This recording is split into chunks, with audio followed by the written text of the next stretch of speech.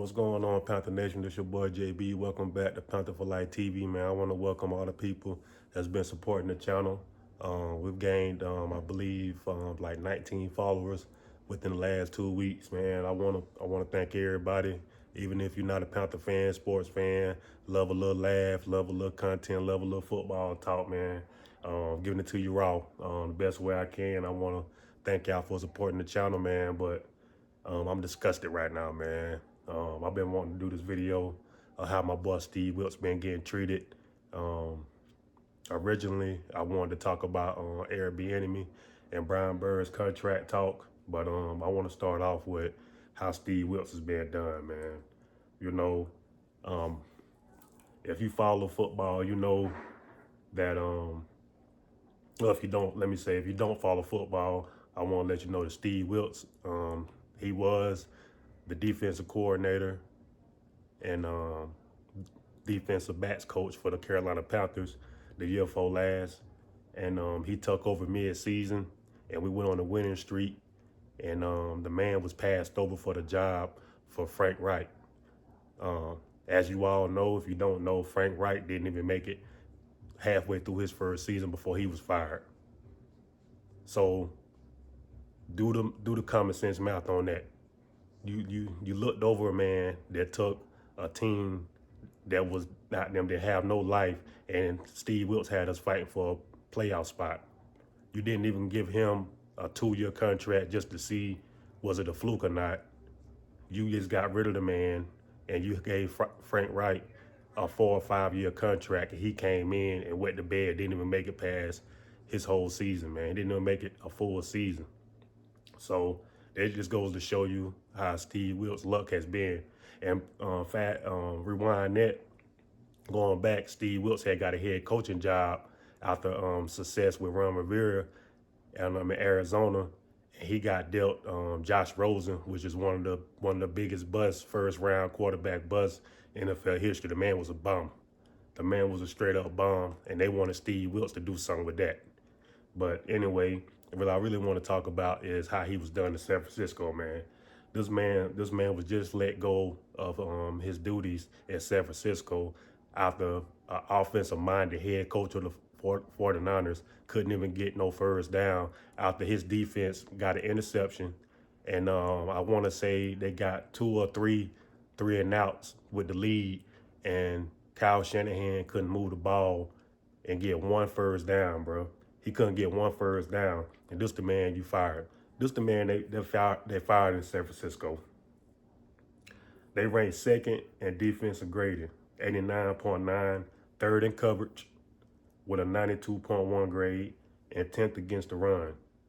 So you basically fired a man that led a top 3, top 5 defense, no matter how you want to look at it. He lost his job. The whole game, everybody seen. And then the 49ers lost one of their best players on defense, Greenlaw. He blew his Achilles. And they still gave Patrick Mahomes everything he worked. They gave him everything they had, man. The only time the 49ers looked outmatched, and that was their last drive. And, you know, Andy Reid against Kyle Shanahan, you know, Andy Reid is a Hall of Fame coach, and he put the hell of a game plan together in that overtime. And not only that, you got the ball first, you couldn't even score a touchdown. So we ain't even gonna talk about that. So, man, I want y'all let me know what y'all think in the comments of why you think Steve Wilks got let go, because I couldn't think of, only thing I could think of is that Steve Wilks' personality didn't mesh well with Kyle Shanahan's. But as far as performance based, I can't see why the man got fired. Now this is going to hurt his opportunity to get a head coaching job, man. And it only happened with the black coaches like that, because there's a lot of white coaches that are complete failures, and they still get other opportunities, man. And I don't really think that Steve Wilks is going to get another opportunity just like Eric Bieniemy. Now I want to talk about him too, and how I believe that Super Bowl win hurt him, man, because everybody was saying that the reason why they wouldn't hire Airbnb is because they felt like Big Red which is Andy Reid's nickname, Big Red. He was the mastermind behind all the play calling, and that Airbnb really didn't have that much, emphasis on it. He was just basically just calling the plays, and Andy Reid was, had a batter in his back basically. And I kind of disagreed at the time, but now, I gotta agree with the census on that. Even though I think Airbnb is a good play caller and can make a good coach, from the word around the league and stuff is that he don't really know how to talk to people, and he rub a lot of people the wrong way.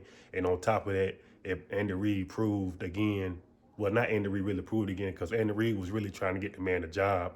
It's just that Andy Reid's so damn good at his job is that he basically, Andy Reid traded one of the best wide receivers we had ever seen in my life, Tyreek Hill, and they still went on to win 2 Super Bowls with Juju Smith-Schuster.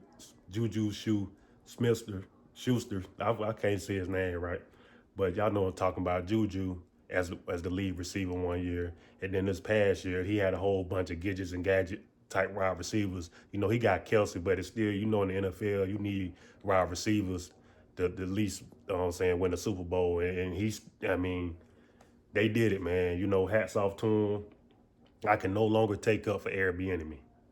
I can no longer take up for him. He shouldn't have got fired in Washington, but hey, it don't look good, man, what the Kansas City just did. So the last thing I want to talk about, man, is that this Brian Burns situation. Don't get me wrong, guys. Don't get me wrong. I love Brian Burns, man. I think he's a hell of a player. He gives his all, but I do not think that we should drop the ball on this. When I mean drop the ball, I think that we should trade him and get every inch that we can get out of him and trade him, because not because he's a bad player. I don't believe what he brings to the table is going to help us ultimately get to where we need to be. And to get to where we need to be, we got to give Bryce Young everything he needs. And I honestly believe that we can replace Brian Burns' production and productivity on the field with somebody else.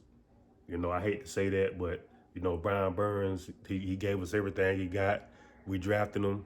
He's a team guy, and I always respect him for that. But if we can get something out of him and get Bryce Young the help we need, man, we got to give Bryce Young everything that we can, man, because we done invested too much in the guy. He's short. We got to deal with it. I wanted C.J. Stroud, but who gives a damn what we wanted? We got Bryce Young. He's our quarterback, and I'm rolling with him. I'm behind him 100%, and we got to give him everything we need. So Brian Burns don't help Bryce Young. I'm sorry. I think we should re-sign Frankie Louvu.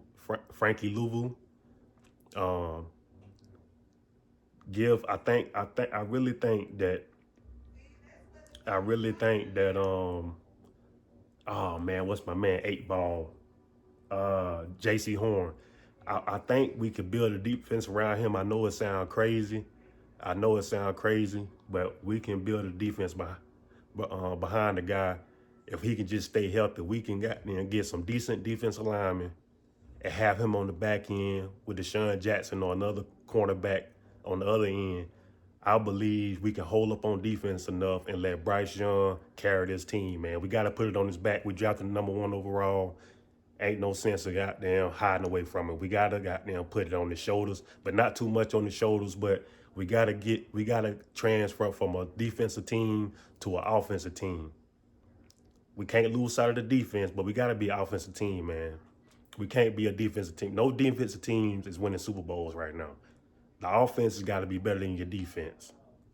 If I'm wrong, show me the defensive team since I want to say, oh man, you tell me when the last time a defense was 1 or 2 and won the Super Bowl. I don't know. I ain't seen the way you be like, damn, they defense better than their offense, and they defense the only reason they win it. It ain't happening. We got to get the offense together, man. We can't keep going 3 and out, 3 and out, 3 and out, 3 and out, 3 and out, 3 and out, 3 and out, 3 and out. We can't keep doing it, man. So I think we should trade Brian Burns and get some picks for him. And I trust Dan Morgan and the guys to do magical things with those picks. If we can't get no picks for him, trade him for a decent receiver. You know, I'm hearing Brian, I think his name Brandon Ayuk. I think he's available. He want to leave. I think he'll be good with Bryce Young. Um, I'm hearing Mike Evans. I'm hearing a lot of things, man. That's a video for another day. But the main thing I want to touch on is that we gotta get Bryce Young some help. And if that's goddamn at the cost of losing Brian Burns, you know, I'm all for it.